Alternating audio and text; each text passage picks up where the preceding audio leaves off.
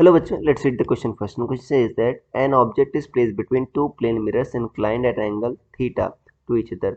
If number of images formed is 7, then angle of inclination theta is first is students 15 degree, second is 30 degree, third is 45 degree and fourth is students 60 degree. So students सबसे पहले आपको समझना की concept क्या use हो रहा है इसमें. So की concept is image formation by plane mirrors. Image formation by two plane mirror.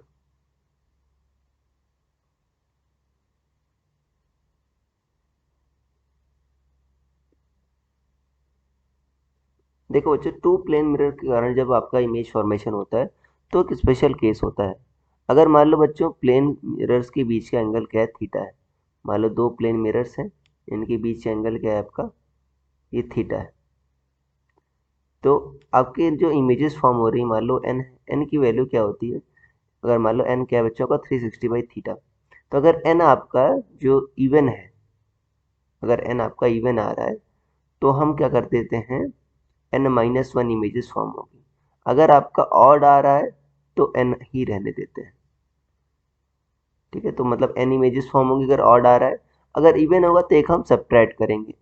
ठीक है, और अगर मिरर आपके सिमेट्रिकल भी होते हैं ऑब्जेक्ट के रिस्पेक्ट, फिर भी हम सब्ट्रैक्ट करते हैं. बट यहाँ पर ये नहीं कह रहा है कि आपका ये मतलब सिमेट्रिकल है, ये सब नहीं दे रखा है.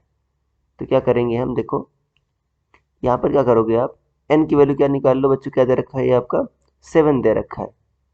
तो 7 बच्चों देखो करोगे तो जाहिर सी बात है आपका 7 कर दो कितना आ जाएगा, 360 बाई थीटा.